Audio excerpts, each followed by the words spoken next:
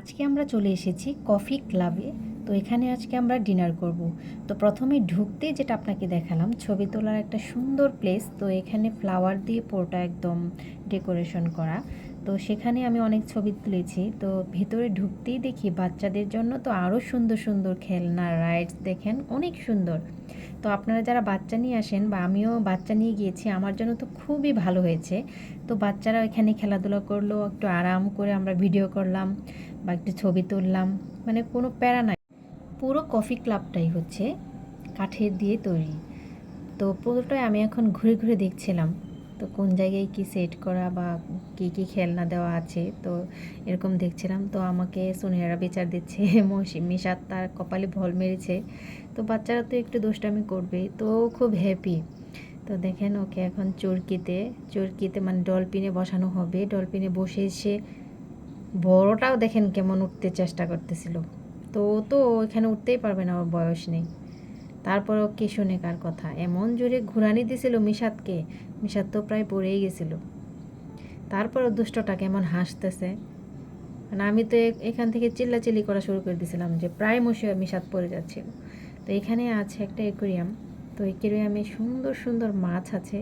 তো মাছগুলো একটু অন্ধকার লাইটের কারণে আপনাদেরকে দেখাতে পারিনি। এখানেও ফ্লাওয়ার। তো এখানে আছে রাজা রানীর মতো দুইটা চেয়ার। তো এখানে সুন্দর ডেকোরেশন করা কফি ক্লাব। তো এ পাশেও একটা হচ্ছে আপনার, এই যে এটা হচ্ছে আসল জায়গা, যেটা আপনারা সবাই জানেন, তাই নতুন করে আর কিছু বললাম না। তো এখানে ডেকোরেশনটা আমার খুব পছন্দ হয়েছে, কাচের বোতলে ফ্লাওয়ার। তো এখানে আমি অনেক ফটোশ্যুট করেছি। তো আমার ছেলে এসে একদম নাচানাচি শুরু করেছে, সুবহানাও নাচানাচি শুরু করে দিয়েছে। অনেকক্ষণ আমি সিলেটে এসে এত এনজয় করেছি, এত ঘোরাঘুরি করেছি। তো তো শেষ পর্যায়ে একটা রেস্টুরেন্টেও খেতে গেলাম। তো ওখানকার একটা পরিবেশ, মানে ওই পরিবেশটা আমার এত ভালো লেগেছে, নিরিবিলি একদম স্মুথ একটা গান বাজছিল। তো সেই গানটা মানে আমি খুব এনজয় করছিলাম। তো বাচ্চারাও খুবই এনজয় করছে। আর একটা কথা হচ্ছে এখানে যারা আসেন তারা জানে। তো কফি ক্লাবে এসেছি, কফি খাবো না সেটা কি হতে পারে? তো ওই উপর থেকে আমার হাজব্যান্ড সব দেখছিল, আমি তো আগে খেয়াল করিনি। তো মহিমা আমাকে বলল, দেখো আম্মু, আব্বু এদিকে তাকিয়ে তাকিয়ে সব দেখছে। তো এটাও আমি বাদ দিলাম না, হচ্ছে বাবুই পাখির বাসাটা। তো এটাতেও একটু চড়লাম। তো একদম আমার কাছে কেন জানি মনে হয়েছে বাসাটা একদম ছোট, মানে আমাদের বাসাটা একদম একটু বড়, এটা একটু ছোট ছোট লাগছিল। তো মহিমাও বলল যে আম্মু এটা আমাদের মানে বাসাটার চেয়ে একটু ছোট। তো আমার ছেলে এত বিরক্ত করছিল, তো ওকে নিয়ে উপরে উঠলাম। তো উপরে উঠে আপনাদেরকে একটু দেখানোর চেষ্টা করেছি। উপরের প্লেসটা হচ্ছে এরকম আর নিচেরটা হচ্ছে এরকম বসার জায়গা। আর আজকে হচ্ছে একদমই কাস্টমার কম, মানে আমরাই বেশি মানুষ। আর বাকি কাস্টমার একদমই কম। এখানে একটা কাপল, আর নিচে মেবি 2জন বা 3জন, খুব বেশি একটা নয়। পুরো রেস্টুরেন্ট ফাঁকা, কফি ক্লাব ফাঁকা। তো আমরা এখানে বসেছি, আমরা যেহেতু অনেক মানুষ, তো আমরা এখানে একটা লম্বা টেবিলে বসেছি। আর মশিয়ার দুষ্টটা দেখেন, কি ঝাড়বাতিটাকে হাত দিয়ে ধরছে, যদি কারেন্টে ধরে তারপরও হাসতেছিল। তো আমরা অনেকক্ষণ অপেক্ষা করার পরে আমাদের খাবার চলে এসেছে। এটা হচ্ছে স্কুইড, আর নিয়েছি স্যুপ। তো ভাইয়া হচ্ছে মাশরুমের স্যুপ খাবে, তো মাশরুমের স্যুপ নিয়েছে। আমরা মাশরুমের স্যুপ খাবো না, তাই আমরা থাই স্যুপ নিয়েছি। তো আমরা এখন থাই স্যুপ খাবো। আমার ছোট ছেলেটাকে এত ডাকাডাকি করলাম, তারপরেও সে আসলো না স্যুপ খাওয়ার জন্য।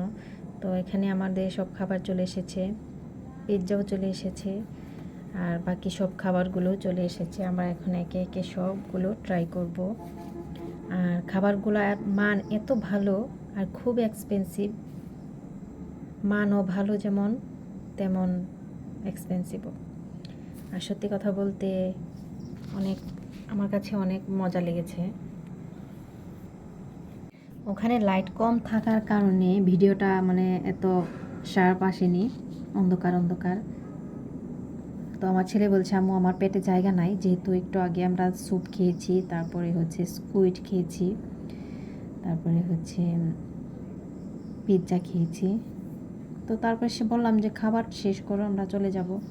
তো এই তো হচ্ছে আমার সবচাইতে ফেভারেট ফেভারেট, মানে এত মজা লেগেছে কোকটা। খুব মজা লেগেছে। তো এখনও আমি দেখছি আমার ছেলে পিৎজাই খাচ্ছে। সবারই খাওয়া প্রায় শেষের দিকে। এদিকে সুনেরা চলে এসেছে, এই তো আমার উনিও খাচ্ছেন। তো মহিমাকে বললাম যে আমাকেও একটু ভিডিও করে দাও। যারা এতক্ষণ ধৈর্য নিয়ে আমাদের পুরো ভিডিওটা কন্টিনিউ করেছেন তাদেরকে থ্যাংক ইউ দেব না, অনেক অনেক ভালোবাসা এবং শুভকামনা রইল। তো আপনারা আমার জন্য দোয়া করবেন। তো সবাই ভালো থাকবেন, সুস্থ থাকবেন। আল্লাহ হাফেজ।